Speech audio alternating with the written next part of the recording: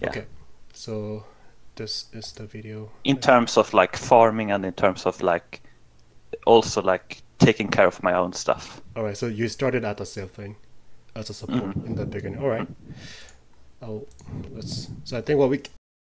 Excuse me. No, no problem. What? Failing. I've just failed to download it. Okay, that was an error. So if I mute for a second, I'm coughing a lot. So like that's me like just muting. Try to not to cough. So excuse me for that. I understand.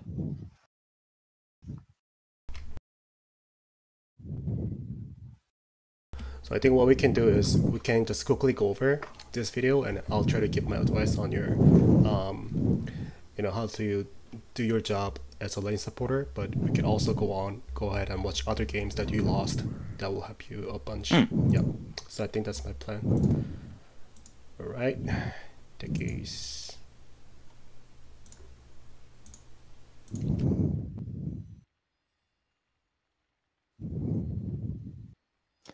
That mango is from, I think it's the bonus here. Yeah, I got 1 mango for Okay. being a bonus here.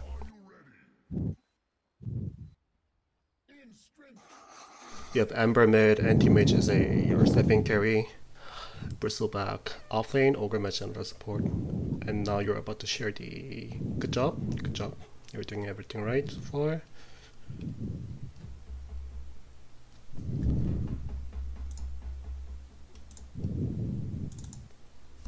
I like it that you're actually saving your skill point in this game instead of going for that like red mine right away. The only reason to take mines is to take the jungle camps. Okay, you smoke the air. So we're trying to get a first blood by doing this, or? Yes. Okay. I always want to do something early on.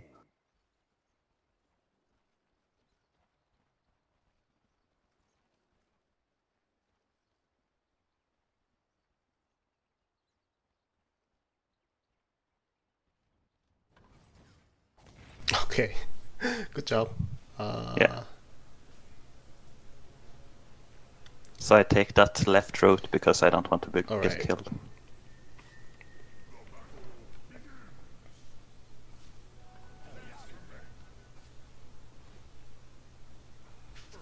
Okay, nice. So your smoke gank actually worked. Good job. What I was gonna say is, well, I mean, good job. I mean, like it turned out as a result that you guys got the kill, but again, the same thing. If you're just doing this every game, because if you are like getting forced to, we're gonna have to smoke gank every game without just giving a second thought, then they'll be wrong. So I would say this smoke gank only worked because yes, you guys did everything right, like going around here, that was awesome, and you initiating with the blossom, that was good. But if the enemy team were prepared and they actually had a better lineup, there's a chance that you guys will end up like Pudge getting denied himself and feeding the enemy team the first blood. So I'm not gonna recommend you to do this every game, but just think about what's going to happen. Who's gonna be their offlane? DK offlane. Is DK good at level 1? Yes, right? He is tanky. Although he might be a little like useless depending on your skill build, but most of the time he'll get the passive or stun that will make him tanky. And Pudge level 1 is pretty good, like you don't want to go near him. So like I just want you to consider every possible scenario that could happen to your game. But other than that, I mean, what can I say? As a result, you guys got the kill, so good job. I think that's a general good point to me, to be more flexible in my thinking. Yep. And have you ever thought about getting a sentry as your starting item instead of extra mango? I maybe could have done it like one time versus invisible heroes. Okay. But otherwise not. So what is the reason to do it? So here's what I'm gonna tell you. I calibrated at like 3.8k memoir, and as I was climbing up from there, up until I reached like 5.1k, 4.9, somewhere like that, I literally won every game in the early game, especially in the laning stage, by just carrying one sentry as a support, as a push of 5 support. And the play is, the video is stopped already, so I'm not gonna stop it. Someone disconnect. So I bought a sentry, and 70% of the time, the enemy offlaner, if they have the ward, they'll just place it right here. So you see my mouse cursor right now? Like they'll just do it. I don't think up until you reach, excuse me. I don't think until you reach like somewhere like 4.8, 4.9, you're not really fighting against clever offlaner. I mean, they get the ward from the enemy will get the ward from the enemy support, and they'll just place it right here, like not even thinking of anything else. Like they'll just walk and just place down here. Very highly likely. And if I happen to deward that, I get actually a lot of experience and I get 100 gold.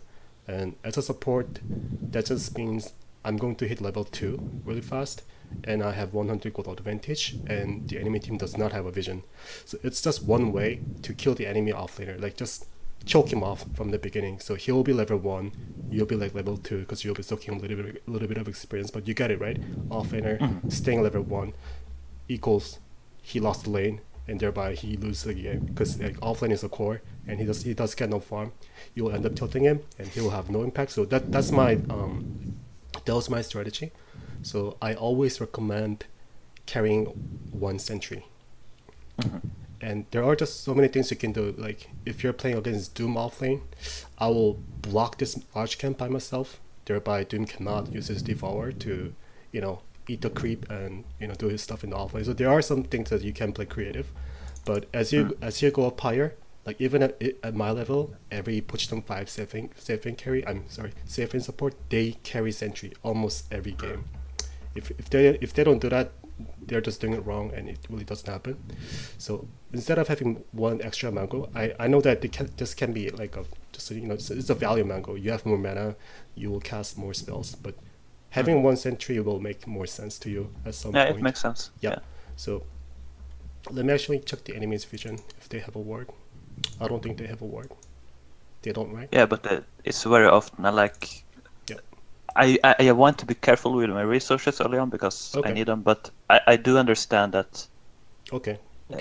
If it's like a 90% chance of getting 100 gold and not losing any gold, that's so good. Yeah, and one more tip that I can give you is if you don't want to gas, so when I put down a ward right here, when I put down my sentry, that is just me taking a wild guess. I am pretty sure the offlane is pretty stupid at this level, and he will put down a ward right here, even though I didn't see him put down a ward.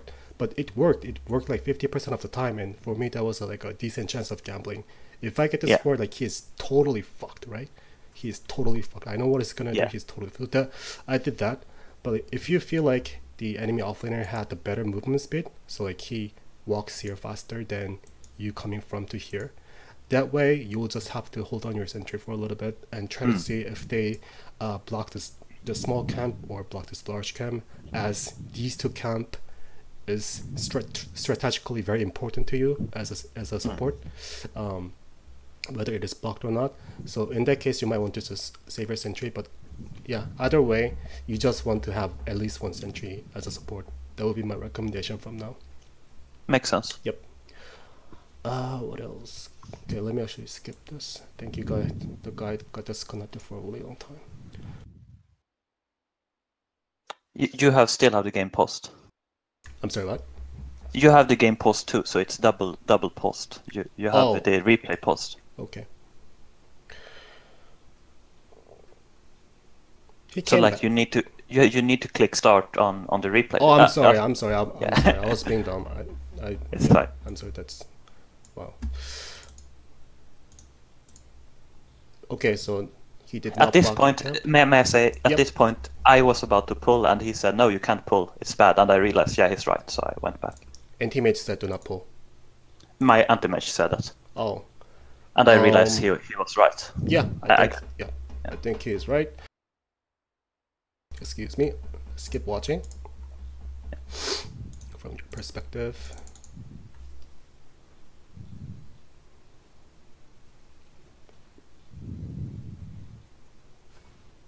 Alright.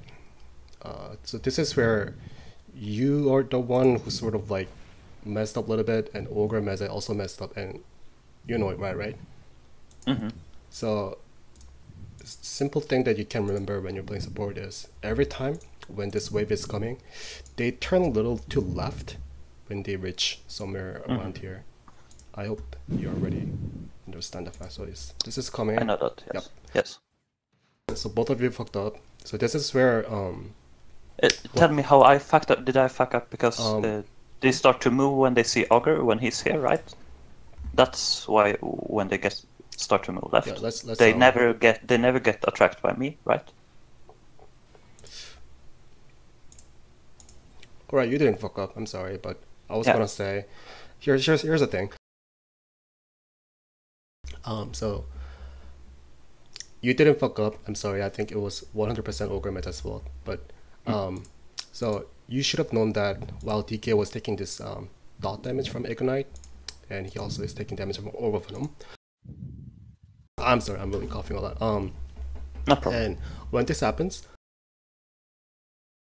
if I were playing, if I were playing you, if I was playing Teki in this game, I would have just known right away that okay, this guy fucked up already so hard. He's gonna draw the grip aggro. So what you should do is, instead of going backward, it sucks, but there really is no point. Okay, I was gonna say you have to do that. What? Okay, this is fine. I'm sorry. Okay. It's not for no reason. No, it was very close. Yeah, I was thinking of Ogre Meta doing beyond stupid and just totally mess up the lane equilibrium. But I was gonna advise you to do the same thing. Just tank it for a little bit and drag it to the near to anti-mage. But yeah, good job. Let me just keep watching. Yeah. I think you're just doing fine right up to this point. Like you're doing your best and joining out the enemy DK with Ogre Magi, so everything's fine. But you guys lost the track of him. He TP'd out at the weird time. Oh, actually, and this guy has a ward. Did he just put down? Let me go back. Did he just put down, or was it there the entire time? He put it like 20 seconds ago. Oh, okay. So it was there. So imagine if you had a sentry right here, then DK would have like no option to play risky play because he does not have a vision and he does not have information. He cannot do this if you have a sentry. And to me, that's like that just changes everything as a support. Okay, you're being really aggressive here. Is he gonna survive? I mean, he does have passive. Okay. He will survive.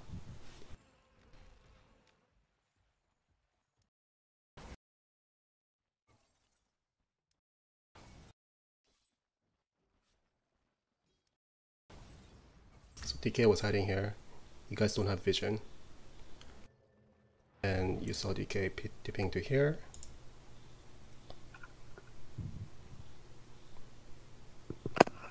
There's no way to cut the script. You guys don't want to grip. You guys don't want to draw. Okay, so I mean it sucks. Okay.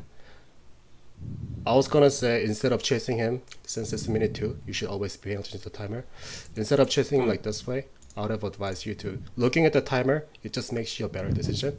So that's what I do as a support. If I feel like I'm not doing anything, I always pay attention to the timer and just act accordingly. So right now, go back to 10 more seconds. You were chasing him, and I'll be like, okay, I'll be taking it's minute 2. It's just a minute 2. This means I don't want this guy to get experience, but seeing that there really is no option, he's gonna outrun me, and there is already a, this distance is kind of large, so I'll just walk down here, walk to the bounty rune, and secure the double bounty rune, and even check the rune. So it's a minute 2, right? Can you show me the distance between me and the bounty rune, and then him and the bounty rune? It's about here. Yeah. And he doesn't have boots. Yeah, if he takes the long way, I will get it. Good. Yeah. If you were just being a little bit more efficient, when he was doing this, if you just paid more carefully and just be a little more efficient in your movement speed, I think you would have got here faster than DK. Yeah.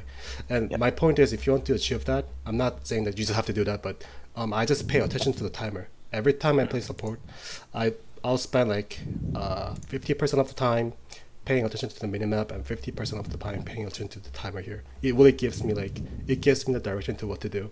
And if it's hitting minute 2, so at like minute 1:45, that is where I would just plan ahead in my head. Okay, I'm gonna move here. I'm gonna secure this one. I'm also gonna secure the river run if it spawns here, and then I'm gonna secure the bounty runes. So if you secure double bounty runes, like that is already a huge advantage, right?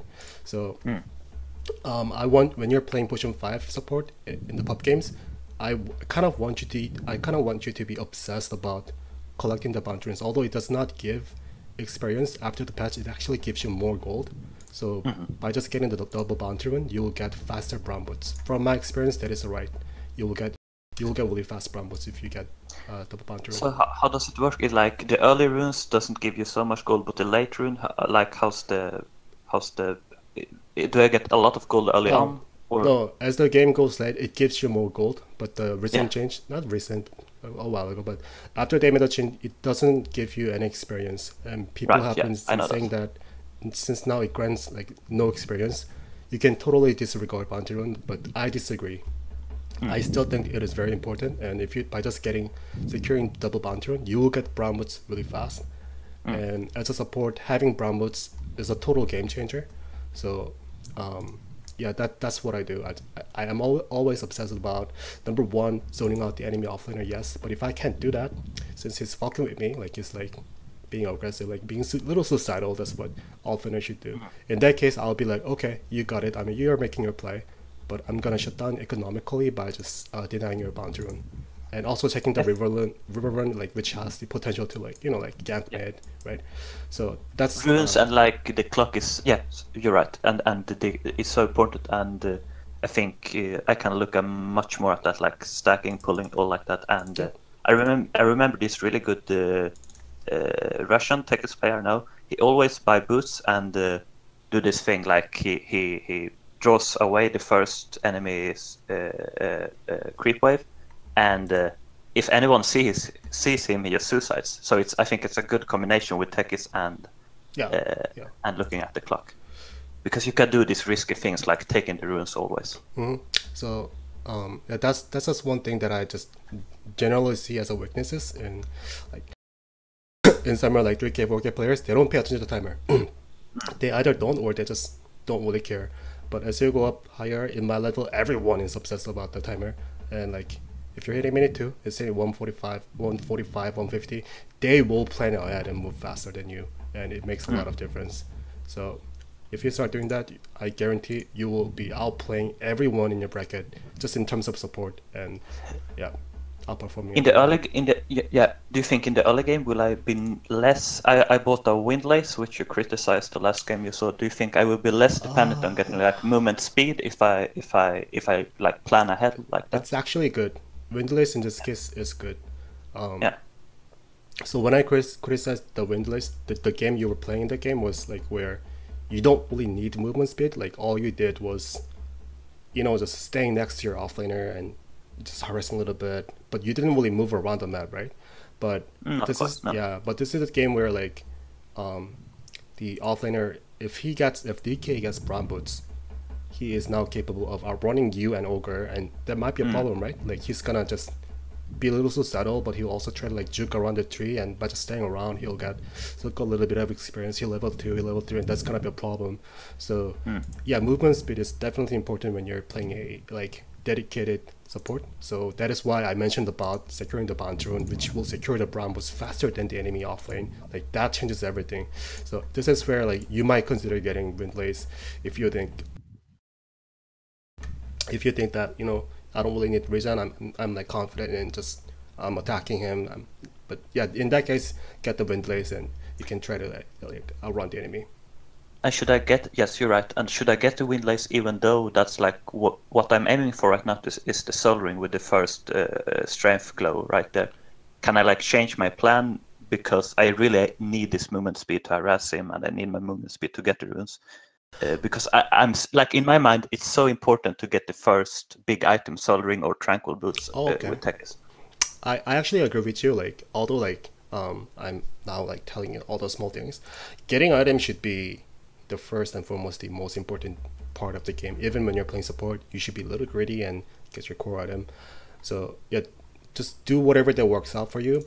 But like I cannot like every game's different, and yeah, you should be able to make your own decision. But now that you have like other options to consider, yeah, just make your own decision, but know that what's going to be the consequence by skipping regen or by skipping wind delays. There's always a trade-off, so you should be able to decide that. But now that you learned how important it is to have movement speed, and the reason why is to secure the boundary and to outrun the enemy offlane, you just became a better player by just knowing that. As long as you apply that to your next game, I'm sure you just became a better player. Yes, as soon as I do it, and it becomes a part of my muscle memory. Yep. Let's keep watching.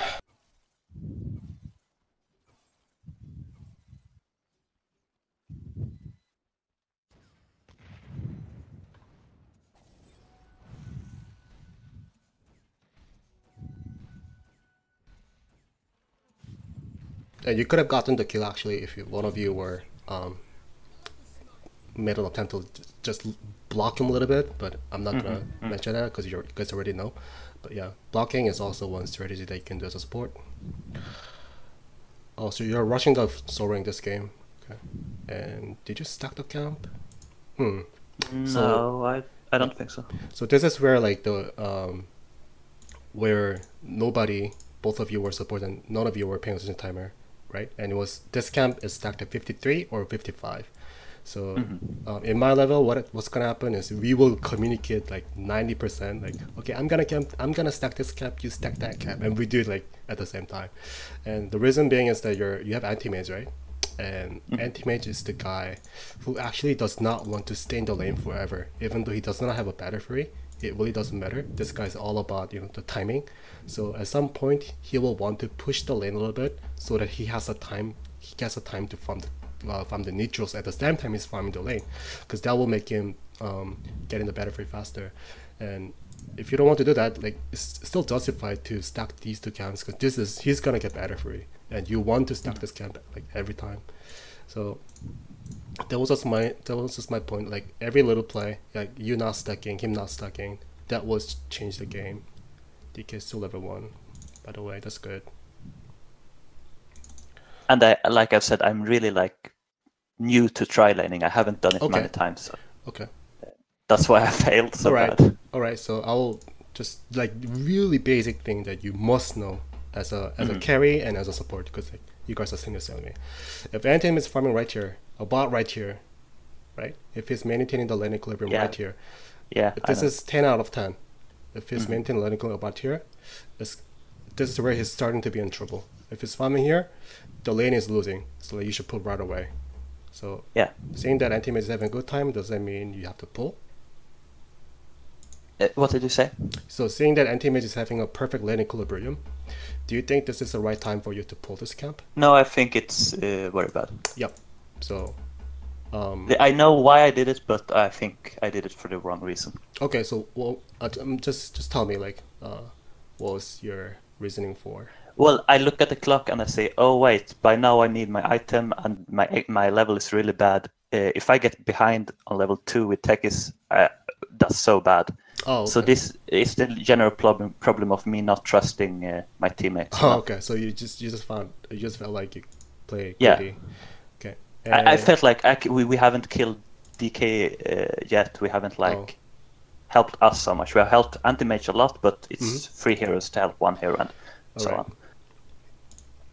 I understand, but I actually want to hear you more talking, because I'm actually curious about Techies. But here's I'll just first tell you that if I'm playing Techies, I know that me hitting level 3 faster or earlier or like as fast as can, that's good. But because you are wasting the resources of the creep lanes and of yourself, DK is actually now sitting here, right? And he's about to hit level 2. And if I were you, I would hate the situation. I would anytime gladly sacrifice my level and experience for him to stay at level 1 longer and longer and longer. Just imagine that you are playing DK in this game, and imagine that DK cannot stay here because Ogre is pushing right here and Tech is like around here. So DK is forced to move backward instead of soaking up the experience here. So DK is not going to hit level 2, but this happened only because you pulled a camp, and you're not hitting level 3 by just single pulling. So yeah, so the first thing, this pulling was wrong, but if you want to play greedy, I'll say it's fine, but you single pulled. You Yeah, really I should should have have chain double pulled, pulled right? at least. Yeah. Yeah, at least. So by single pulling, you're actually creating a disaster to the lane. So Yeah. this can be safe to say you're like causing like really bad. This is really bad. So what's gonna happen is, let me actually skip a little bit. You single pulled, and just pay attention what's gonna happen to the lane.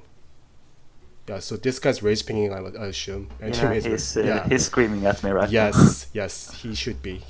Really should be. So you guys got to, that fucking doesn't matter. DK will just tip you back, and like there's no way for you guys to step this push, right? Unless you happen to side pull, but that's really hard. So right now is the time we do. yeah, pull, and right? what's more surprising is DK is not tipping to the bottom, so that's surprising to me. He's gonna miss a lot of experience. But if DK was a good player, he'll just TP you right away, and you know what's gonna happen, right? He's gonna hit level 3, he's gonna hit level 4. That's so much experience. That's like he broke down the lane even, and that's what offlaner wants to happen, right? Just break down even in the lane, get some level. Whereas if you didn't pull, you just stayed right here. DK would, I'm not gonna lie, DK would have stayed here at level 1 like forever, literally forever. So Antimace is now angry that DK is now getting the level, and once DK gets a level, he's strong enough to contest Anti-Mage, so he's not happy. So should I, in this situation,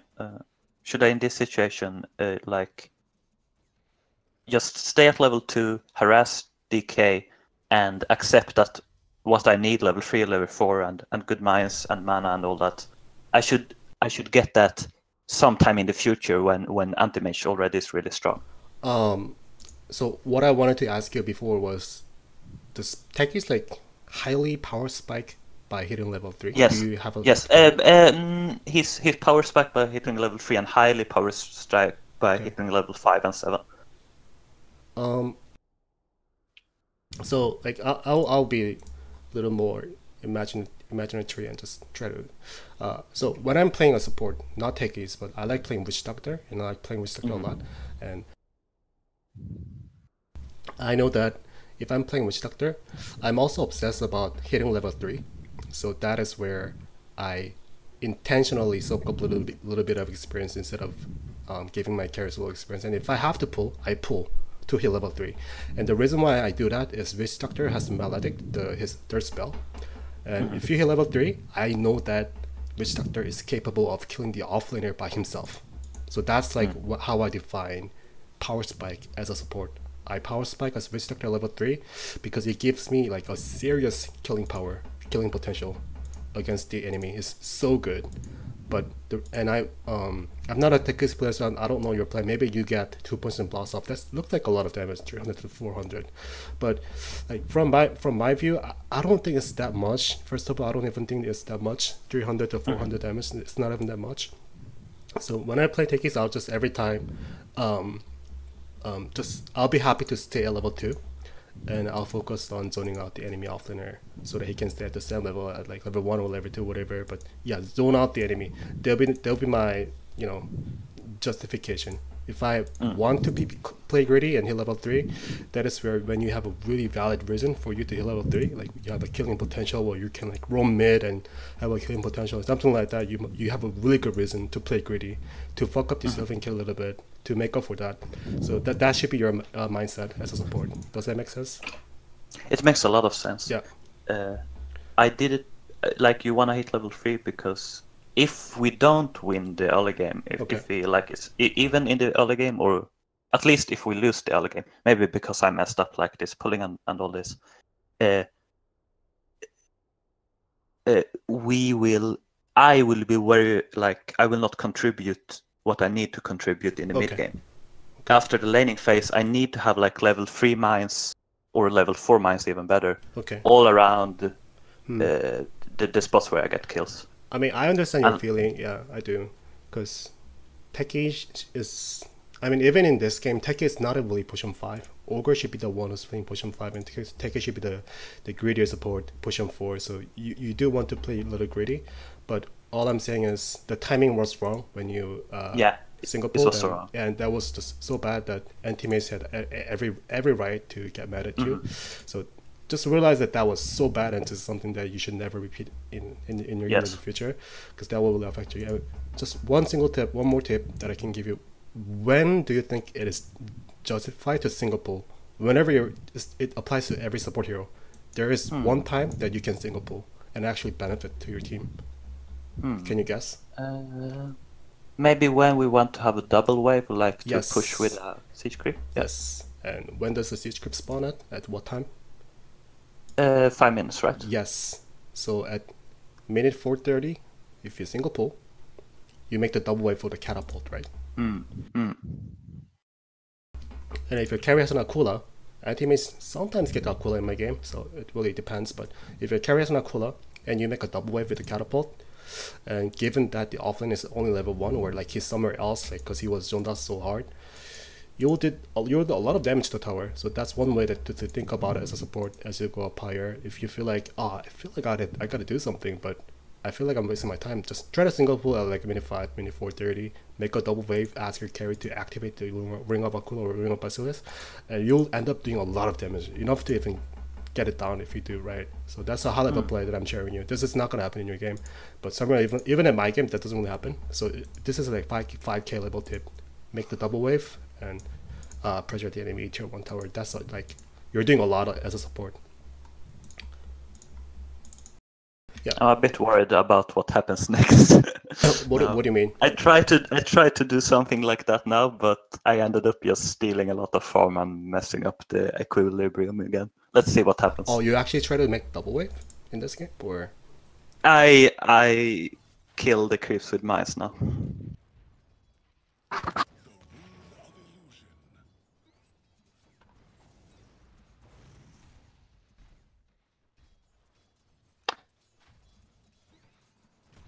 I like you try to did that because the catapult was here. Good job. Okay. I guess, but I'm not sure if anti-mage liked it. I mean, you're at least making a Thompson. You know that you have a catapult. We need to push it as soon as possible. That was a make decision. But if you had a double wave, that would be just much stronger. So Pudge and DK will have really hard time dealing with it. Guess you went back. But what should anti? What? Yeah, sorry. Yeah, go ahead.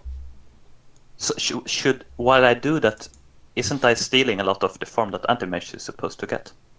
Oh, what do you mean the stealing the farm?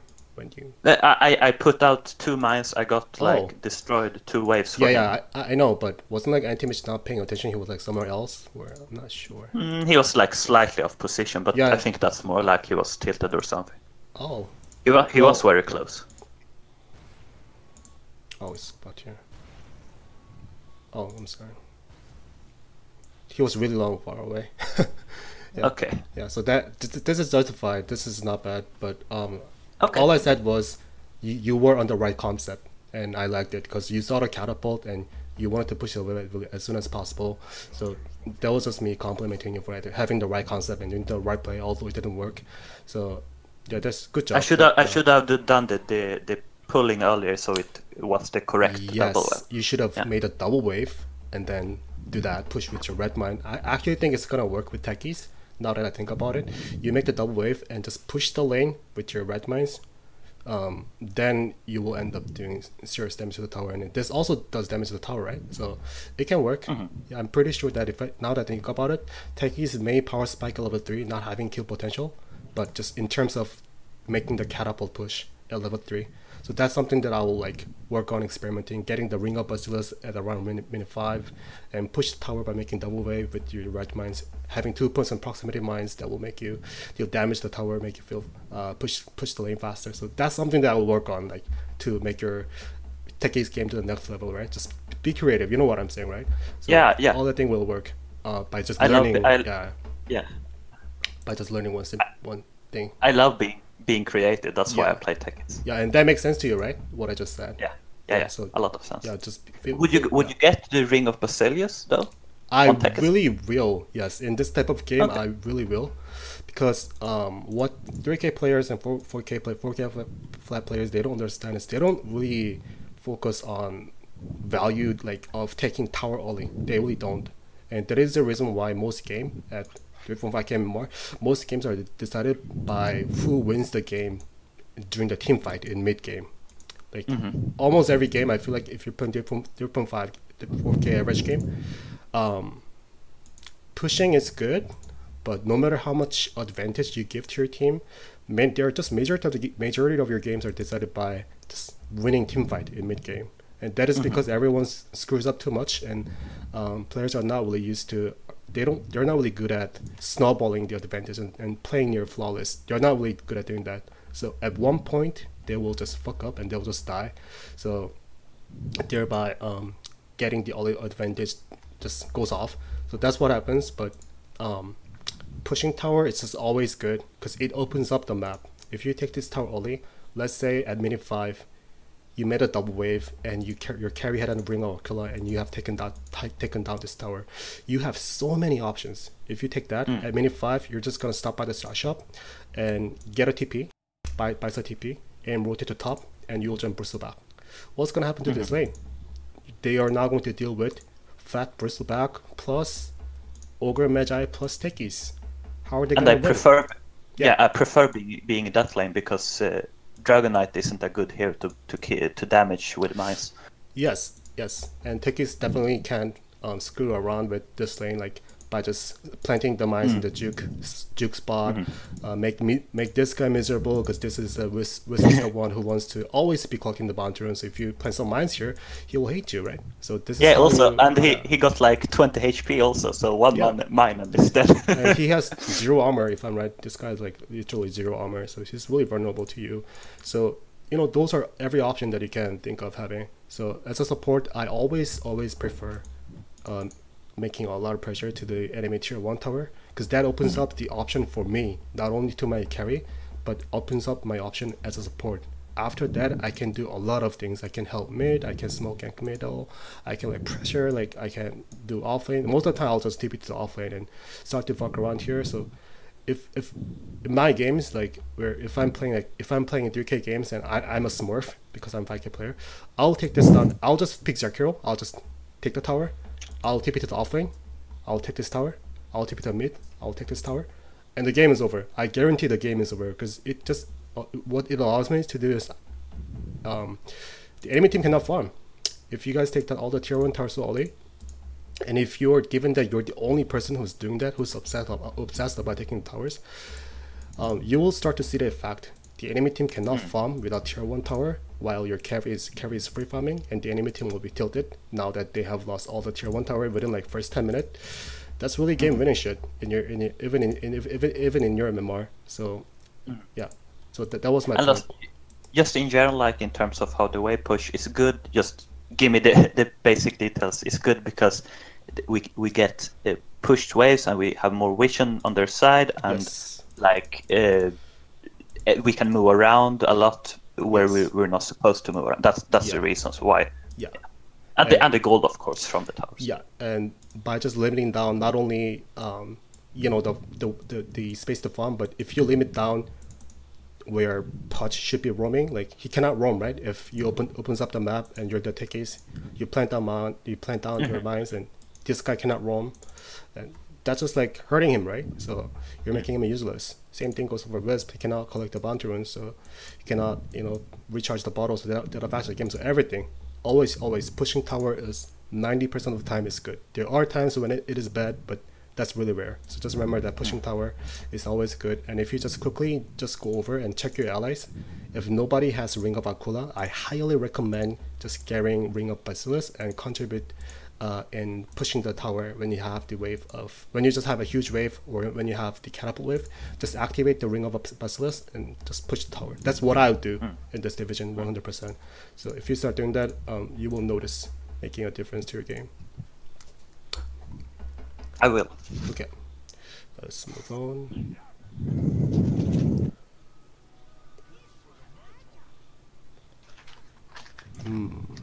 Okay.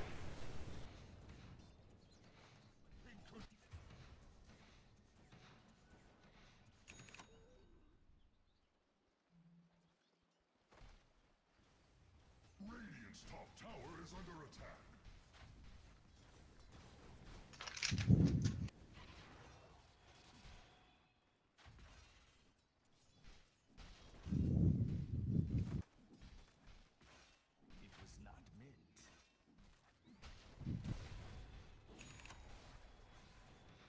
You might even die here. Okay. Yeah, I did. I suicide. Yeah, and don't be scared of using the shrine by yourself. Or did you do it actually when you were jungling? I didn't. I don't think. It's No. before you come here. You didn't shrine, right?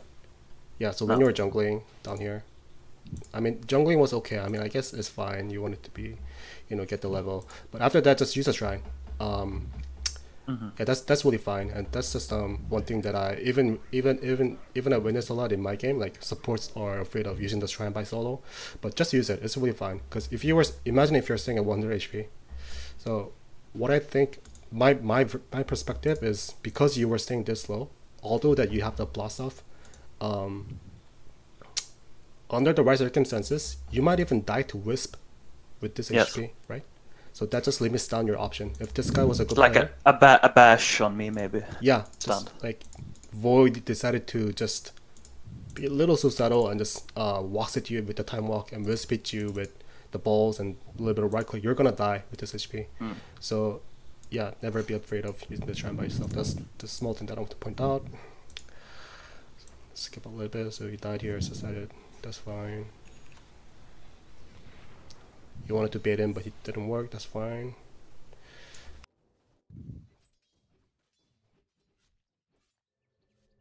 You're gonna TP back to here. I felt Anti-Mage was strong and DK was weak, yeah, like in Okay. compressors, but I still wanted him to keep being strong. Nice job blocking.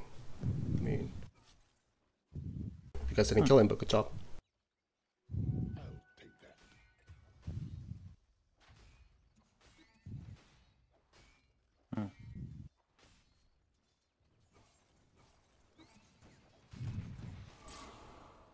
It's quite easy. You stand on the mine, and then it's kind of like Oh, you got 50% the kill. chance. Yeah. Yeah. Very good job.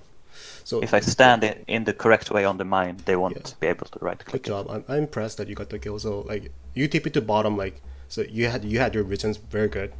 Don't just TP like right away because you feel like you have to TP. You always must have a reason. So you did it and you got rewarded by the kill by just playing well. So that's a good job. That's always the right way of playing support. Unconsciously, I did it because I had level 3 mines. Yeah, good job. Budget share. Yeah, so like it's hitting minute 12. And here's that I want to talk about. Do you see how like this tower have taken 0 damage? This tower like almost like no damage, no damage, no damage, no damage, no damage. So this is where like everyone in the team, everyone in the game, this guy's no Aquila, this guy's no Aquila, no Aquila, nothing, no one. Nobody in this game has Aquila. So this is, I think I was right. It's like in this bracket, nobody has a concept of, getting the advantage by pushing. So if Anti-Mage had on Aquila, I'm not even kidding, Anti-Mage does get Aquila in my games.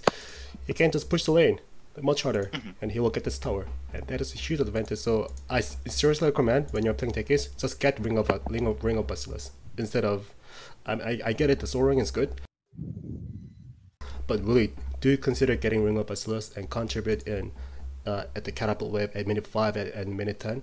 You will get the tower if you contribute both times at minute 5, minute 10. You will get the tower, and I promise you that you're the one who's only doing that, and you will start winning more games. So that will be my punchline in coaching in this bracket. Because I don't know I'm noob. I don't. What's the price on that ring? Price on what? Ring of Basilisk is Soapy Mask plus.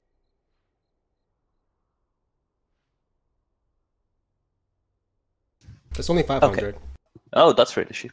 Yeah. Yeah, it gives you like mana regeneration, a little bit of armor. So I think it's really good. It's valuable to carry. Yeah, At least one and person.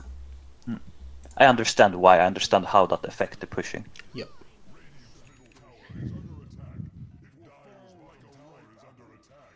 Okay, I mean that was pretty much all about that. I had to point out. I think we talked a lot about the laning stage, right? So this is where like you're okay. You're actually good at techies, right? Like you know when to use your spell. So, yeah. I won't say that, but I mean, I try. I think you're good. Yeah, given the way you're just playing, this is definitely like mechanical wise, like the way you use your skill in the battle. There's nothing I can comment on. It's reason number one because I think that I'm not really a Techies player, but I just see it and you're doing everything right. Like I can see that you are an experienced Techies player. So this is just you just naturally see it, right? When you see a person playing the hero, if the person like is moving well, like using smoothly, that is when you've been spamming the hero, and I can definitely feel that you've been playing a lot of Techies. So Yep. mechanical wise, you're doing everything right. Just keep it up. But there are things that you can work on in your laning stage if you're playing safe lane support. Just remember to push well and all the small things, advice combined, it will just make you a different player. So, do you think there is any point of watching this game any further, or do you have any specific question in this game?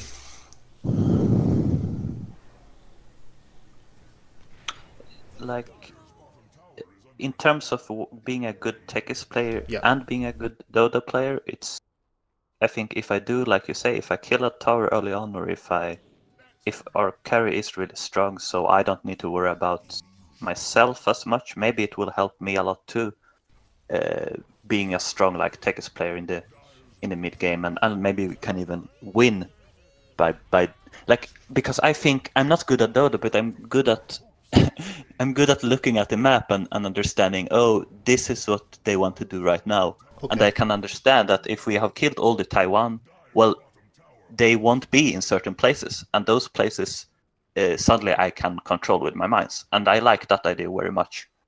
So you're saying that by using the map awareness, and since you're playing Techies, you just want to like play the way where you outplay the enemy, you predict where they're gonna go, and you plant down the mines, and thereby you win the game. Okay.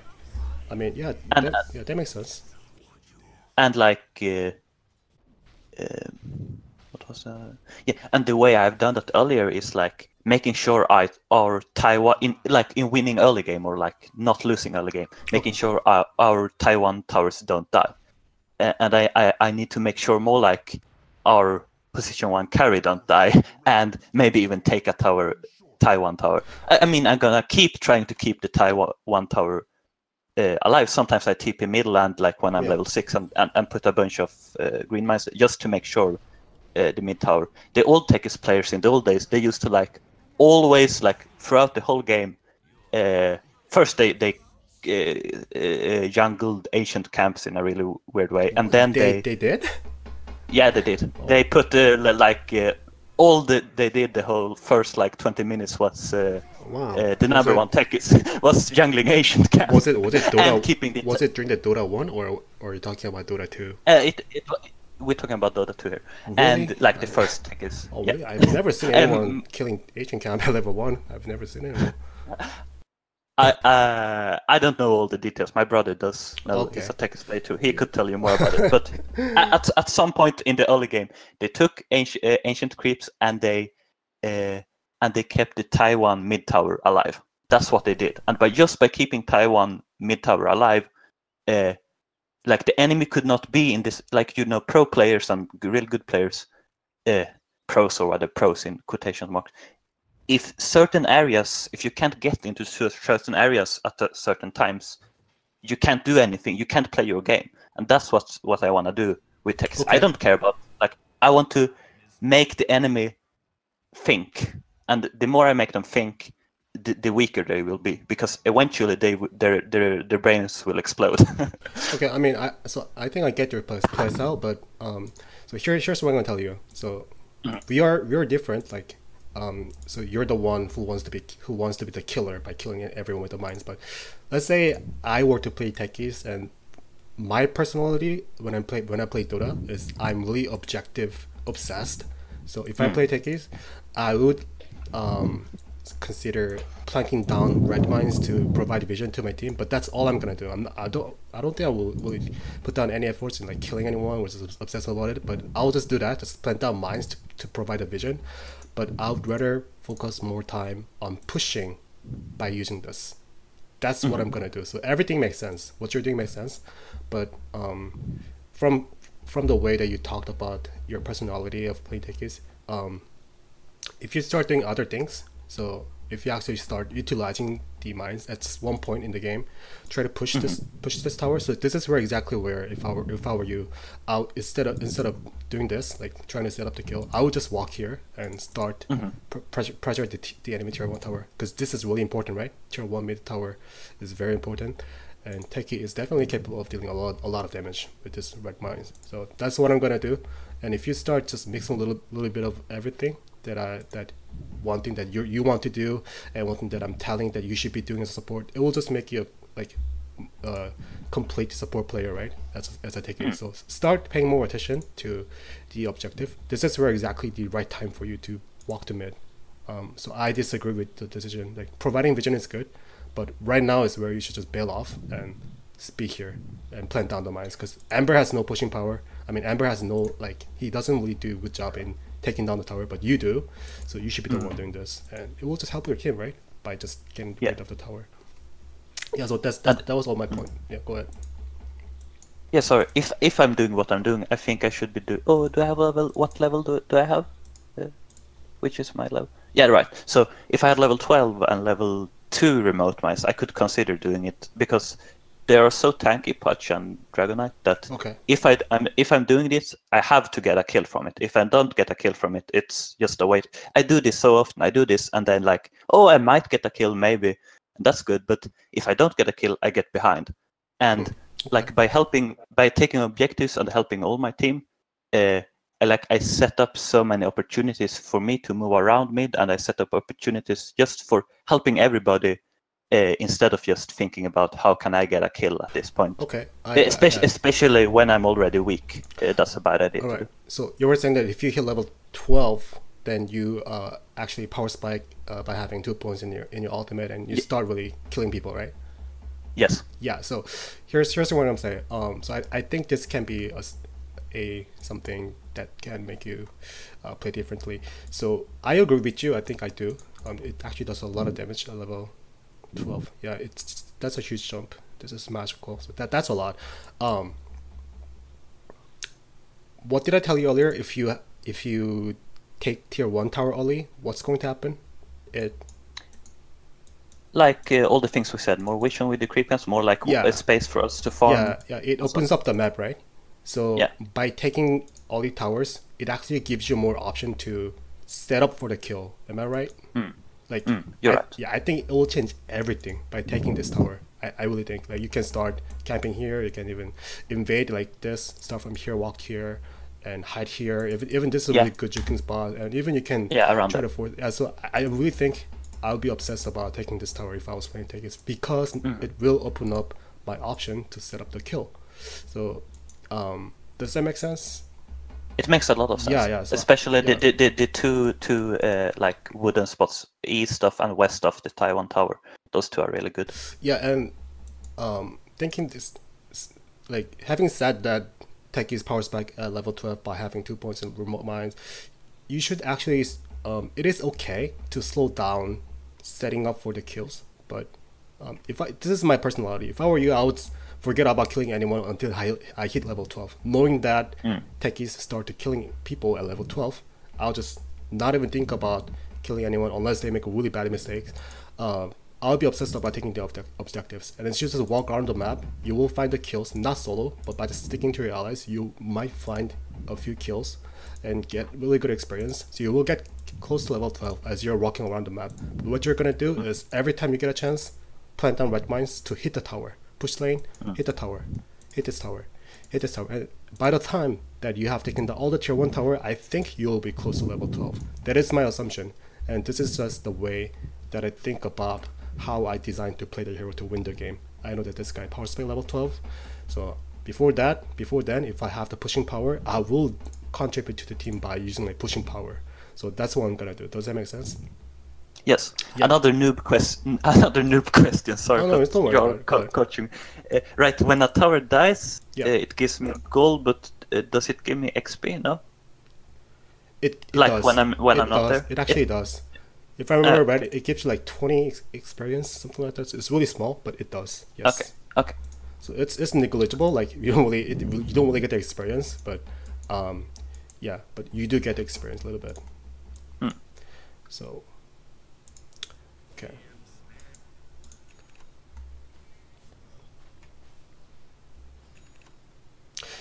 Yeah, like I said, you sent me like 2 replays, right?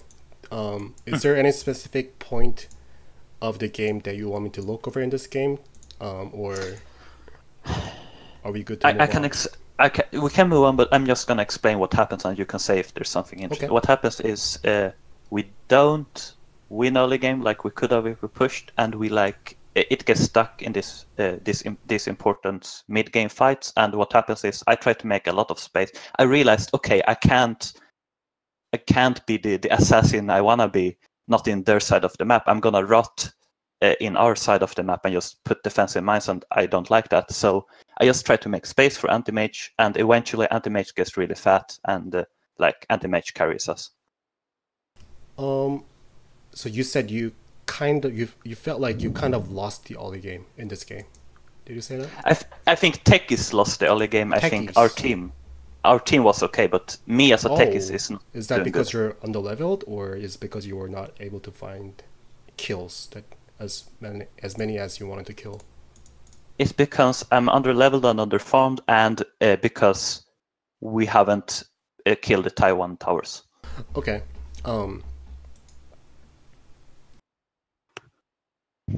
So I'm just trying to think what I'm gonna say.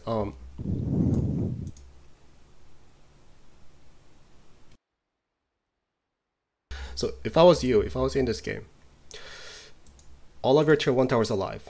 This is alive. This is alive. This is alive. Enemy team does not have bottom tower. They don't have top tower. And this one is now in danger because anytime that Techies decided to actually push with red mines, this will go down like in a matter of seconds. This will go down. And even Bristleback has seen he does get some good damage enough to hit the tower. So this tower will be gone. So if I was playing Techies, I would never judge. Yeah, I might be under leveled, but this is actually what happens when you start from a support position. So you started as a push on 4 support, right? In the early game, you spent a lot of time harassing the enemy, just be a little sacrificial to anti-mage. So this will happen. It's hitting in 1894, 1849, and you're about to hit level 10. This is exactly where you should be if you're playing support, unless you find a lot of kills. So you shouldn't feel that behind. That's all I'm saying. This is what's gonna happen. I don't feel I don't feel behind as a support, but I feel behind as a Techies player, because I know if I get like one level behind, or like I don't know, 500 gold behind, I might get in this passive position where I can never mine their side of the map. I can only mine our side of the map, and they're kind of fine with that because eventually they will just spot the mines in our side of the map. So like when they're pushed, they have sentry walls and like that, and so like that's why I'm trying to get help from you, because it's a very, very fine balance between being a support position 4 especially and being a Techies player. But I guess that's something that is actually worth it, because if our position 1 and 2 is fat enough, it will give me space enough to farm myself and not worry too much about them anymore in the mid game. I like pushing towers, and getting some farm like that. Yeah, I mean, I get that you are a different kind of support because you're Techies, but in this situation right now, is anti-mage fat? I mean, he's not. He's quite fat, I would say. So he's definitely above average, right? He has battle free. He's already got ultimate orb. Is Amber doing okay? He's okay. Yeah, other than he does not have a Kula, I kind of want to kill him. Other than that, he's doing okay, right? I actually do. Yeah. You can't do this. Everyone watching this video, if you're Ember Spread mid, if you're playing somewhere near 3k MMR because you're watching this video, don't do this. You need Akula. Almost every game you need Akula as Ember Spread, unless you're getting battle free. So my point is, if you're playing support and you're starting the game from playing support, you should be relied on your carry to win the game. I get it that like you're talking about like making space for me, making space for him, so like this is for me to find the farm, but always think about the winning condition. How do you win this game? That should be always the like first above everything to plan out your move in every game you play. How do I win this game? Just simply ask, how do I win this game? And the answer is the anti-mage, right? Anti-mage is gonna win the game. You make anti-mage fatter than everyone in the game, and once this guy gets meta style, he will be able to ready to fight everyone, right? So you actually did the first job. You secured his farm in the early game. Like you did like screwed up a little bit, but that's at this point that's nothing, because seeing that anti-mage is fat enough. So you did your part. You did a really good job. The second of all, who matters next is Amber, right? It's always position number 1. He matters the most, and then your mid matters. So seeing that Amber has about this much farm, I don't think I'll be like that happy, but I don't think I'll be that unhappy. Like he can come back. Like he did not, at least he did not fuck up that bad. So it's fine. Everything's fine. You can still win this game. But I want you to have such a mindset that although that you're playing techies, you win the games through these guys. I understand that you want to be the part of the game and killing everyone, but that doesn't. I mean, that doesn't necessarily have to happen. Yeah. I care about winning the game. I don't care about pride or anything. I care about winning the game. But in my experience, winning the game has earlier been relying a lot on me and relying less on my carries. But as I'm getting better, I actually should rely a lot of my carries on my carries. I can't do that. You should. You should. And these two will win you the game as long as at this point in this game, as long as you're not doing anything like really stupid. I'm pretty sure you guys are really ahead of the game, although you only have 1k gold advantage. Like this is actually a huge advantage, them not having tier 1 tower, but you guys all having. This is a huge, like, trust me, this is a lot of advantage. So I'll judge that. If I'm playing techies, first of all, like I'm saying so many times, get this tower and I will let my carries just pan out. Like they will do their things. They now have a lot of space to farm. This guy's boost up treble. He'll just walk around the map, shoving the lane. Anti-mage will do his thing, farm the jungle, pressure the lane, and naturally, as a techies, as they are doing it, you will find a space to farm, find a space to kill, find a setup for the limit down. So everything will be just natural. So I don't want you to feel in this situation, especially when you're winning by the objectives.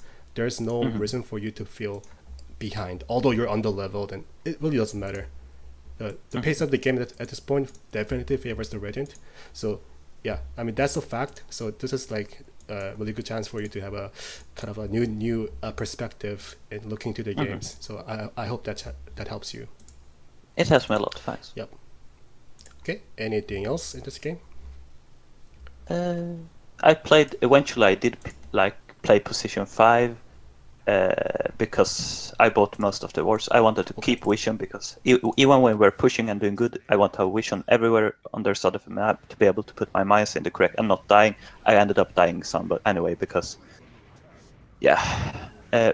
like being in 2 risky positions. But I would have wanted, when I'm playing with a party, a stack who I played a lot, I can play with someone who is ready to take the position 5, and I can take a more clear position 4, and I like that. Also, eventually, we ended up winning the game not only by AM getting fat, also by me, Ember, and somebody else, probably Anti-Mage, I guess, having travel boost, and we split pushed, and that's how we won the game. All right. So this was 1 hour game. Let me actually just skip. I just want to figure out what happened. And if you get bored with the game or anything, or think you can't learn, just skip to the next. I mean, it's fine as long as like you have a question to ask. I'll be happy to answer.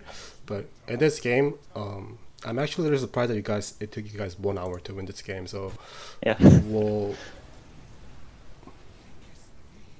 So I'll tell you this.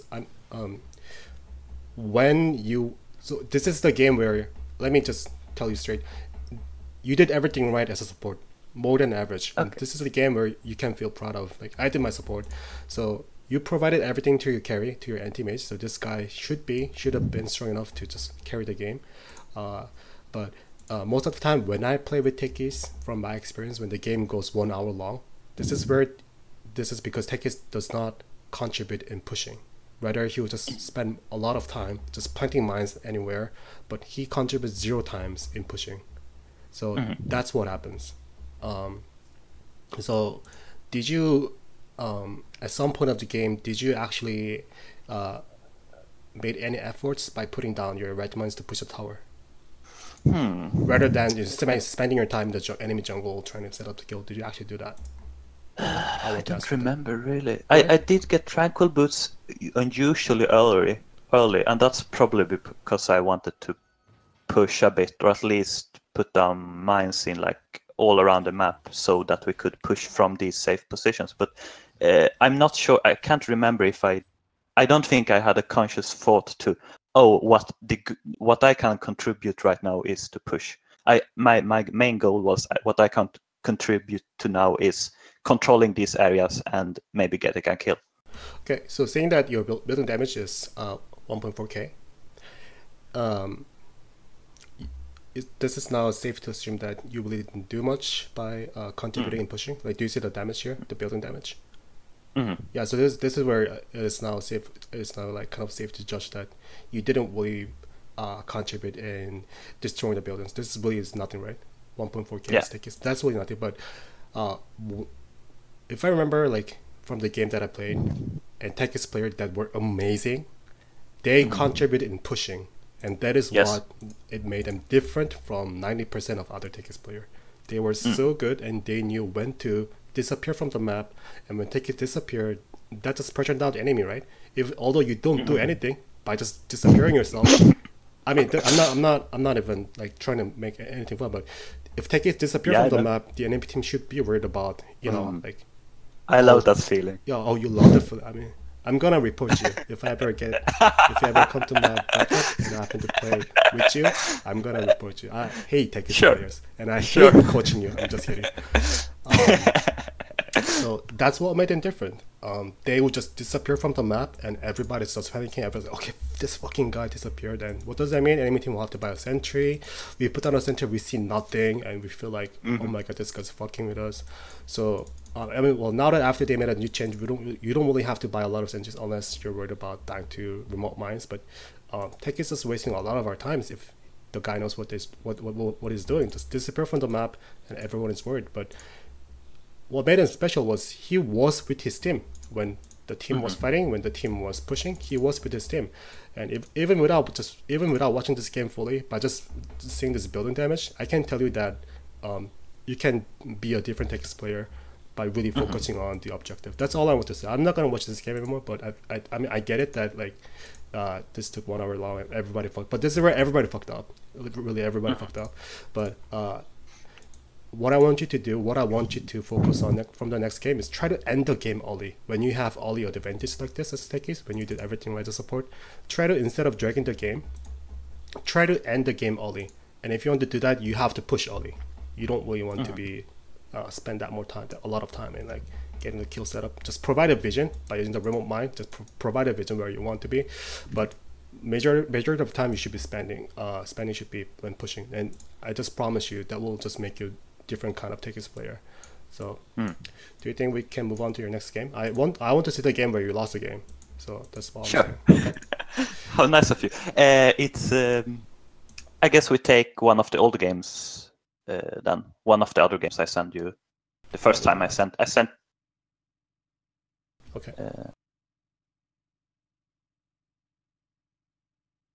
Is it this one? The second one or the third one? Any one of those. I guess number 2, 1 and 2 was the ones. Oh, we did one last time. The number 1 was the one that I did for you as a replay comment. Yeah. So number 2 or number 2? 3, I guess. Yeah, sure. And this is before I know about the tri-laning, so I'm probably off-laning. Or I'm just reading the message you sent me. So you actually sent me 4 replays when you first contacted me. Second one, third one. I don't know any of these team strategies. Okay.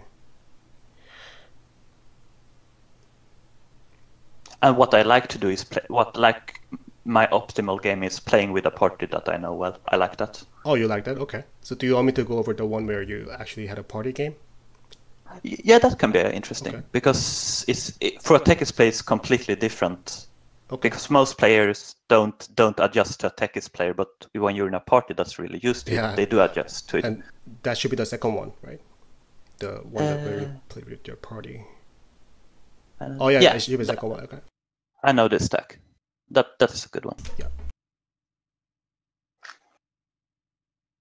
I think I downloaded this one last night. Yeah, I did. And let me just say, I do understand with like ending the game early, and it makes a lot of sense to me. Okay. Even though I'm not gonna be able to do it right away. But I mean, you will. I will try. You will. Trust Okay. me, you will. Maybe.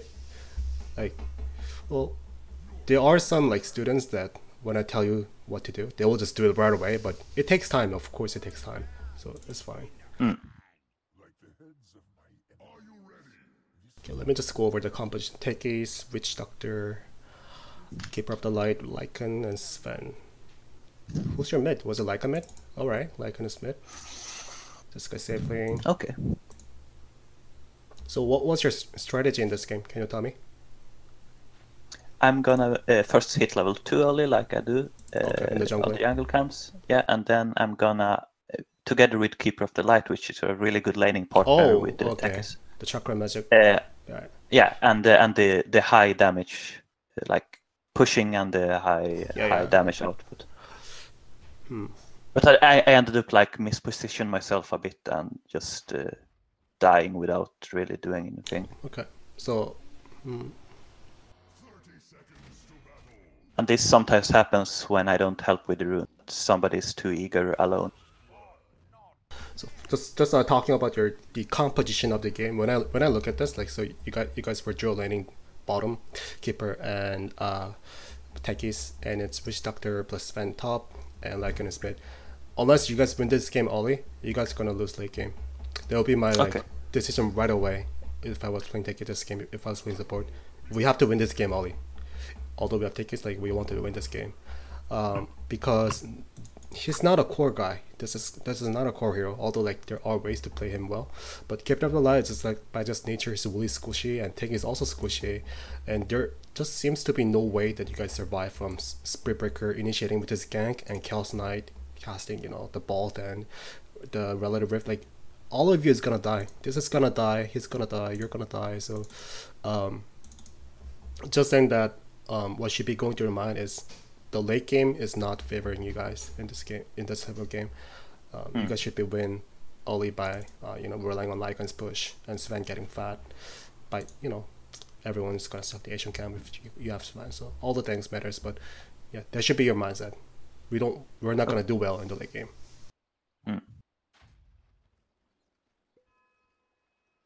Yeah, that's probably a bit surprising to us because we expect. Well, I can't speak for them, but me with my like mediocre knowledge of like meta, I expect us at least to not lose late game because we gotta. If it goes late enough and we have we can push out the lanes with Keeper of the Light and with Techies, we have Sven. If it goes late enough, over an hour, and believe me, it actually goes over an hour quite. People have a hard time ending the game at this MMR. I mean, I understand it. It's a bad idea. I'm just explaining how we think. Like, we think either we control everything early game, like you said, that's the ideal thing. But it's possible to hold on late also. But maybe that's wrong.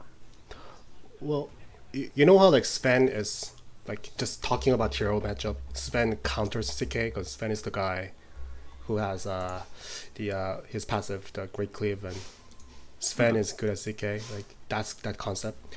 So if you're looking things like that, yes, you guys have a chance in the late game, but I really don't see anyone surviving once Axe completes his Blink Dagger, and I don't think Sven will be able to farm like so fast that CK. Sven will end up out farming CK very badly, and the game is also. I don't think that's gonna happen. So. What I said you guys win early was you guys should rely on Lycan taking that tower. So he'll opens up the map, giving Sven time to farm.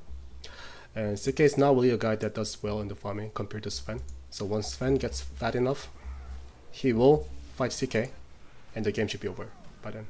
If the game goes late, I'm not really sure how to kill CK, how to deal with Axe, how to deal with Spirit Breaker, just like initiating. Axe is also initiator. Shadow Shaman has if he gets Aghanim Scepter, he's gonna start getting taking the objective.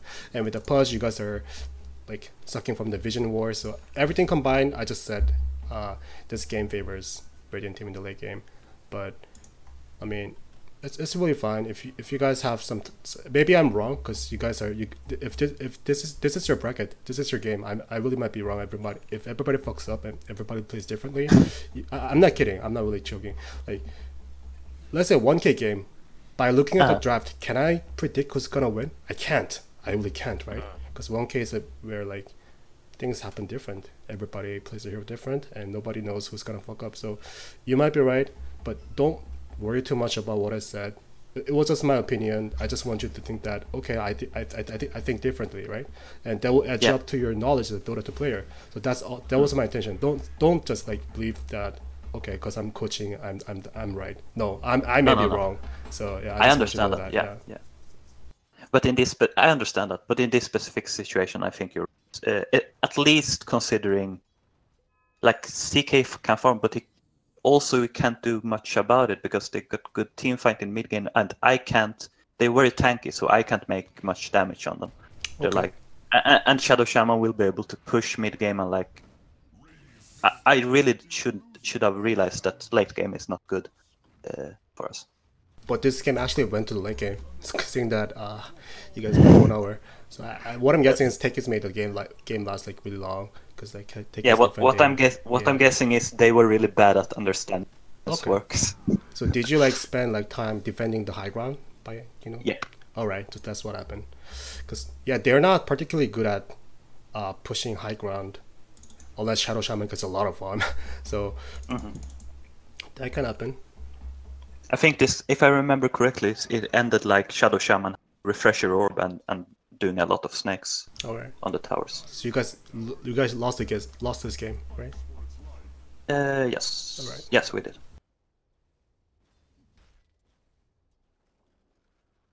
So I have died a couple of times, I think. Yeah, 4 times and suiciding.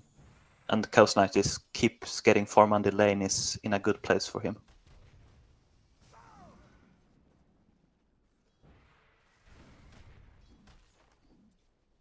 I'm just trying to think like if you guys are doing really well or if your strategy is actually working against shutting down CK's farm. But Sven has 39, CK has 36. So far this lineup really I would say it's not working. Okay. Yep. I mean, or can you disagree? I actually want you to hear your opinion.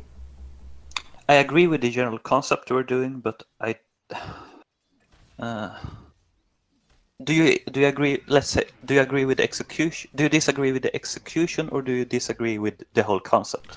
Well, okay. So, what was the concept of you two coming down here? The concept is we make a lot of damage with blast off and the light thing, and people usually hit on 1 or 2 mines. Like you saw when we killed Chaos Knight before on a mine, that was a thing like that. And we will still get some farm from blast off and from the light. Oh, you're talking about like... maybe if we what's the name of the spell? I don't remember. The Keeper of the Light damage spell. Yeah. The Illuminate. Illuminate, right? So and maybe if we are pulled better, we didn't pull at all. I don't think. Maybe the lane would be in a better place, and we could actually commit to killing them like that. We try to kind of do right there, without me just dying. Okay. So I think you are on the right track. Like dealing damage to CK, that is always good because it's a pressure. But so how do you win this game? How you guys? I get it that you guys you had a plan of just dealing damage and pressuring, but how do you win this game? If you can care to answer that. So we did lose the game, but you mean like what is our plan? Yeah, I mean like whenever you play the game, you plan to win the game, right? With your draft. Yeah. So how were you trying to win this game? We were planning to win this game by taking some towers early on, and like the things we talked about last game, because then we get a lot of space to keep push from these areas that are safe with mines and so on, and really what is happening now is not good at all for a game plan. Well, obviously you hear from my answer. Yep. I don't know enough, but I think the unconscious process must have been something like, we can actually win this lane with all this damage pressure, and or at least like have an even lane, and then Sven gets some farm on his lane, and Oh, okay. Good. I don't know, and mainly this, I think our chance to kill a tower early on is better than their chance of killing a tower early on. You're definitely right. They only have Shadow Shaman. So when I ask you questions, like, I'm not really looking for any specific right answer. I'm not. But what I want you to do is what you just exactly did. I'm more curious about like your approach, like the way you analyze the game. That's what I'm looking for, because that's something that you must have. And by just doing what you just did, that's good. That was awesome. So you're making sense. You have a plan. I would have said something different, and you should work on if you just said I don't know. So the worst answer when I ask you how you guys were planning to win this game, and your answer is I don't know, that's when you should be in trouble, because yeah, I mean you can have fun, Dota, right? You can have fun, but the entire point of having this coaching session, and the entire point to me is like to win the game. If you want to have fun, you want to win the game, so you must always have some idea to win the game. Although it can be wrong, it doesn't matter. You should have at least like have some ability to analyze. So you do have it, so that's good. But so in this case, I think we underestimated if they're careful against this lineup, they will just they wasn't careful that time, but they could have just stayed back and they would have been doing fine, and they did that most of the time. So CK died once, like only once in this lane, right? I think so. 10 minutes. So you said it yourself, like so this is where, like, if this strategy that you're doing right now is where you're actually waiting for the enemy team to make the mistake, right? Am I right? So you do want to deal like a lot of damage to CK, make him go low with Illuminate and possibly the red mines and boss out. But eventually, if you want to kill this guy CK, he wants to be somewhere standing around here, right? You're juking. Well, I mean, if we've been able to do it early, are you assuming we're able to do it early or not doing it early right now? Because if we do it early, we will have mines all around. We'll have mines like almost at their Taiwan tower, like just above the Taiwan tower, and they won't be able to they will not be able to gank us. They will be so constrained that they can't do anything. Okay. So just by jumping to the conclusion, what I'm going to say here is, even without the Shadow Shaman, yes, CK can actually solo this lane. Given that CK is a player that knows what he's doing. He does not have to be like fantastically like good like 6k. No, if he does know what he's doing by just carrying sufficient amount of regen, he can actually solo this lane. And if that happens, so he's just gonna stay like right here, because thank God to Keeper of the Light, he's just pushing every lane with the Illuminate. CK does not have to go outside, right? Am I right? So yes, when the safe lane carry when the safe lane carry is struggling, that is when the lane equilibrium is not static. Like if the equilibrium was made like somewhere about here, CK will have to walk all the way up, and that is when, as a Techies or Keeper of the Light, you guys might have a chance of killing him. Like this guy casting even Mana Lake would work, because CK does not have level 6, and you have to blast off. Like this guy casts Mana Lake and you cast blast off, like that can be something. So like a lot of things can happen, but by placing CK in this position where he's standing right now, just pressuring every tower, yeah, good job. You guys are like doing damage, but look at what CK is doing. He bought the healing salve, and he's gonna deliver it back. So he can sustain in this lane as long as he just keep getting the regeneration. So to CK, I mean that well, Shadow Shaman was standing next to him because that's the duty as a support, but he really is capable of soloing this lane because this guy was kept pushing the lane.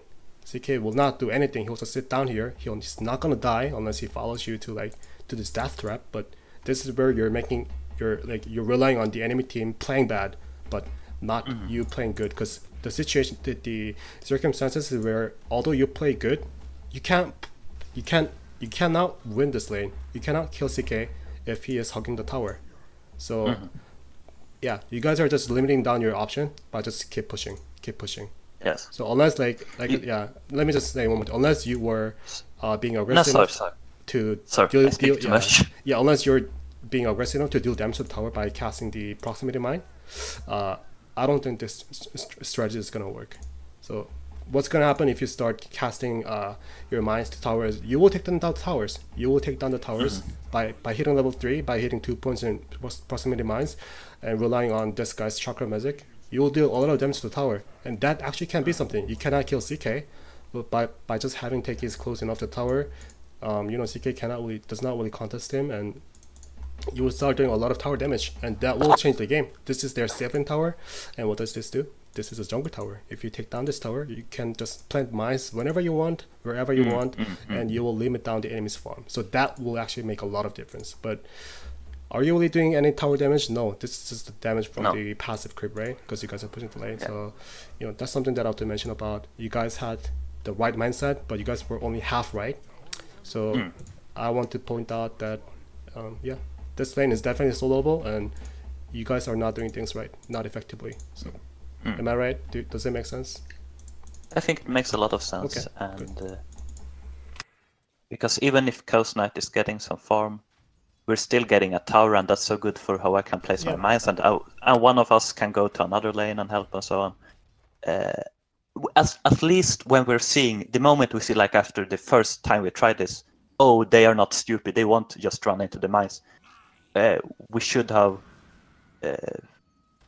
prioritized in another way. Do you think like that's the way to go? Level 2 mines and pushing the tower a lot, and just being a ward and being observant because when Shadow Shaman comes, I can't do it because then I get stun locked and killed, but observant where he is all the time. So not like me leaving the lane and jungling, not me going or keeper going to another lane. That's not the way to go. Well, you can definitely swap the lane. Like at this point, like once you like around like minute 4, minute 5, if you actually did realize that okay, this thing is not working, you could have definitely asked Keeper of the Light to go out of the lane or make yourself a switch. So I don't know what's gonna happen, but you have to give some doubt on it. What do you think is gonna happen at this point? Like you realize that okay, we're not really doing anything but feeding CK experience by just pushing. It's not working. Everything we're doing is just pushing. This guy's not dying, and I feel like we're just behind. And I decided to TP to the other lane. Where do you think you should TP, and where do you think you can make some impacts by TPing? Can you guess? Can I see the level? Can I see the level of our mid, the mid and our mid? So that's our mid, and he got 0-1, and then who is their mid? Who is their mid? Enemy was Putch. Okay. And then can I look at Sven? Sven, can I have a look at Sven? And then I look at Axe. I would go... I think I would naturally just go top, because I have more places to put on mines that won't get killed top. Kill top? Oh no, I have thought about me right now. I was think about Keeper of the Light. I think Keeper should go mid, maybe. Okay. I mean, I might be completely wrong, but if he goes mid, push and pressure on Pudge, Lycan might eventually take the mid Taiwan tower, and I just felt Sven is in a better position right now than our midder is. So does Pudge have any lane clear? So let's say Keeper of the Light decided to TP to mid, and just time to kill Pudge. He's naturally gonna use his Illuminate and push the lane, right? And can Pudge deal with the anti-push? What that means is the lane will get now pushed here, and the tower is now exposed. Like Pudge is like hanging around here. Crypt is like right here. Can Pudge is this guy good at killing the wave? Yeah, I think he is. Yeah, I think he is. With drop down some regeneration. Right? Yeah. But the difference is, what do you think is gonna happen if Pudge is keep pressure to his rod? Well, he's gonna get an. Are you saying that he will get too little HP and he's getting too passive? And yeah, I mean, if you guys getting all the farm, if any one of you here just decide to rotate to the middle lane and just decide to shove in the wave by meaning push the lane, and Pudge is forced to use his rod to clear the wave, isn't it clear that Pudge will by casting Rod, yes, he will kill the wave really fast, but he's going to burn out his HP, right? Yeah, that's one of the reasons why I said mid and not top, because Axe Yeah. is more like can do more things on his own. Okay. And what's going to happen if you leave Axe versus Fen alone? Axe versus Fen. What do you think is going to happen? I don't think it's the ideal matchup for Sven, but I think Sven is much stronger right now in level, maybe, so maybe he will be able to hold on. Am I wrong? I think Axe got such a solo potential that actually he will be able to contest quite much. So here's my opinion. I think you did really good job. Like I was just asking random as question, and you did your really best to thinking about. So what you're good at is thinking the option. I'm really surprised that you actually answered my question. Like you were like thinking about what this guy does, what that does. So that was amazing. But in this game, I'll not consider TPing to the other lane. Actually, that'll be my answer. I'm not gonna TP. I'm not gonna make any huge impact as Techies. Especially if I was playing any other support, there will be some things. But this strategy right now, you and Keeper of the Light coming down here, this is already committed. You guys have to do something. Or if you can't do something, you're gonna lose the game. So by just having dual line like this, like having no, I don't consider this guy as a core hero. You guys have no core. No. Both of you are support heroes. So unless you really fuck up with CK and get this tower down early, your strategy will fail and you're gonna have to pay for it. So I'm not gonna. First of all, my first option is don't TP, and do what I told you. Try to do everything you can. Deal damage with Chaos Knight, push him away with Illuminate. Once he's low, go close the tower and cast your Red Mine at level 3 by having 2 points in it, and start pressuring the tower. That was the right answer. And if you really thought about switching to the other lanes, mid lane is possible, yes, by just shoving in push. Like you can make him low, that's good, and you can close to the tower. You can do the same thing and damage the tower, that's good. But that is only when Lycan hits level 6. That was actually the answer that I was looking for. If you want to TP mid, you want to make sure that Lycan has level 6 and this guy is ready to pop his ultimate and actually has the right spell and right skill. I mean, he kind of needs the Summon's Wolf to push the lane. So that is when you can possibly think about switching to the middle lane.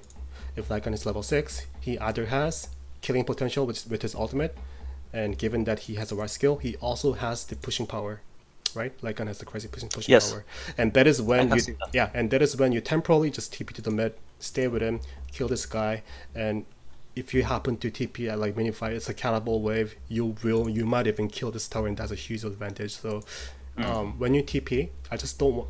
You did the right thing, like considering, okay, this guy does that. I mean, but I don't think Axe is good at, that's all good. But consider of your allies' power spike and what they are standing at. So this guy's almost level 6. Especially if we had like planned this ahead and he would have the wolves, right? He wouldn't need the wolves, right? Yeah. As a spell. Yeah. Push. Yeah. With that Skibble, well, Lycan is naturally good at pushing, but this Skibble is saying that I'm gonna kill him by popping my ultimate. First of all, I don't really agree with the Skibble, but if he hits level 6, I think he will kill Pudge by himself. Really, he will even just kill by this guy. But what I'm worried about is Spirit Breaker will definitely show up and things will get messy. So by having Techies stay beyond him, you guys will secure the kill and even get the double kill.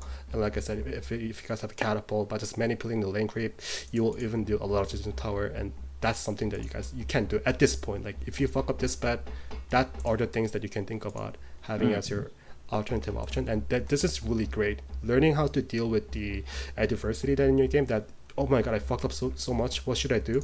And if you can come up with this solution, like alternative option, if I go top, this is gonna happen, so I'm not gonna TP top because I don't really do anything to Axe. But if I TP mid, under certain conditions, I can actually do something. This is the really important part of a support. Support should always be looking to do something. They should be able to individually find out the stuff to do. If they're not doing anything in the map other than by just passively staying in the lane, that's a definition of the average support. You're just doing the average job. But a really good support, they will pay attention to how strong their allies are, how strong the enemies are, and they're considering all the options, and they'll just TP at the right moment at the right place and start making really good space. And my opinion is, TPing to the middle, and doing some things with Lycan is definitely the first option that you can do. So good job. I mean, I like your approach. So you're doing everything right, but just check your allies. That will just bring you up to the next level. Good job. Yeah, that's all I have to say. Yeah, thanks. I understand it, and it's really an option I couldn't see before. So the best option from this, if I really thought about it, I would have been less passive, and I would have asked Keeper of the Light, can you TP mids? Because then the thing happens with Push standing on this tower and can't clear the waves. Yep. But knowing what I know now, me or Keeper of the Light would TP mid and get a kill with his ultimate. Yes, and seeing that since you mentioned that you guys are playing party, if you guys can be creative, you can even ask Lycan to TP to the bottom, and you can kill the CK, right? Because CK stun, if you think about it, he does not have AoE stun. It's only single target.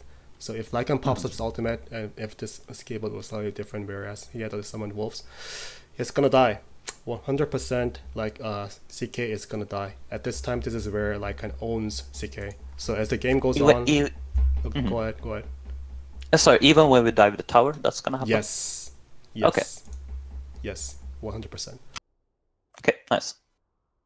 I mean, Lycan is not going to like when CK stuns him, right? But this guy has really high regeneration and a lot of HP. He even has portraits, so my guess is this will be enough. Thinking that you two are standing behind him, he will die. Like there is no way out. And CK is weak against like an early game, but as the game goes on, given that CK has sufficient amount of farm item, at some point Lycan cannot deal with CK. That's just like simple logic, right? But knowing that when your hero is stronger than the enemy is really important, because it really gives you option.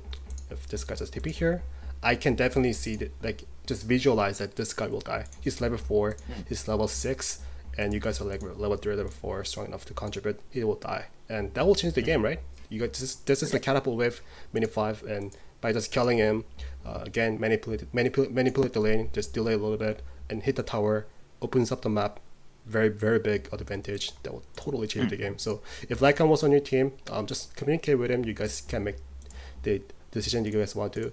But yeah, I mean, that's good. I think we're on the right track. And maybe especially since it seems to me, as I understand you, Lycan and Sven is the ones that are really the carries in this game. So they need to take kills, they need to like do the moves like that. Yeah, I mean, you really can't do everything, right? You really can't be supporting yourself and carry, and at the same time you make space, and at the same time you push. You cannot do everything. At some point you have to make the decision. But what you can think about is by just killing the enemy, and by just rotating, by just forcing the enemy team to rotate, by just doing that, you're naturally creating the space for your team. That's like that shouldn't be easy, that hard logic, right? So just think about what you can do. There's always stuff to do as a support, and okay, this guy's not pushing, so that's good. And since you talked about how you don't really care that much about solo anymore, but you like having fun with your party and with your stack, so just communicate with them a lot. Just tell them what you learned from this coaching lesson. I think if you can convince them, you'll have a stronger team. And I'm here to make you individually a better player, but if you can just talk to your allies and just understand them, make them understand what's up with your mind, you'll just end up having stronger stack, and you'll just have start a lot of fun. So that's all good. Yeah, I'm sure they will listen to me. Yeah. Are you the leader or? No, but we all respect each other. Okay. Oh, that's good. Well, I mean, I used to have a stack, and that didn't go well, so that is why I stacked the solo rank. But yeah, I know how funny it is to just play with your friend. That's really good.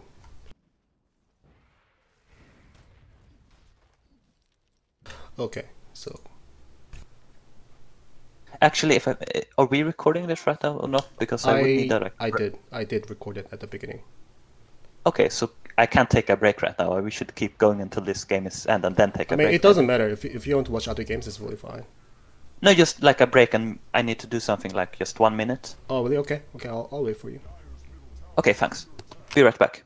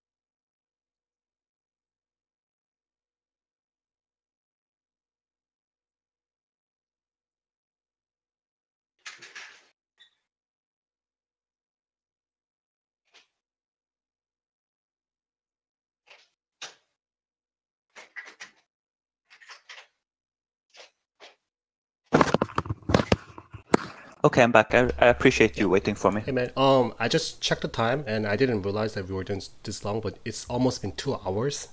So Okay. yeah, I think it is safe to call it tonight, and just because a video is too long, nobody Yeah. is going to consume that video. So I think to close it, before I close, do you have any final questions that you would like to ask? Anything? I think I asked a lot. Okay. I appreciate you doing this, and it makes me see much more like options to do, and I appreciate it. I'm really glad I could have been a help. Okay. Yeah. I actually enjoyed a lot talking to you, like, because I don't see Techies player, and to me it was kind of amazing to like hear your story, like how you played a game and how you played a hero. So, I mean, you know what? If you enjoy Techies, like, go ahead. I mean, I'm with you, man. Like, Yeah. I think this can really have Techies do have potential to shine even in the pro scene, but from what I know that the Techies is still banned in captain's mode, so they cannot play. But we'll see like how Ice Frog patches out. But I think he's a fantastic hero, really fun. Really just he can do anything he wants, and he's gonna win the game by Yeah. making the enemy team pissed off. So It's not a good hero really, but it's a very creative hero. yeah, you should be definitely be creative. Yes. Yeah. Okay. Okay. I think I had Thank you very much. amazing time with you. Good job. Yeah, me too. Me See you too. later. Goodbye. See you. Goodbye.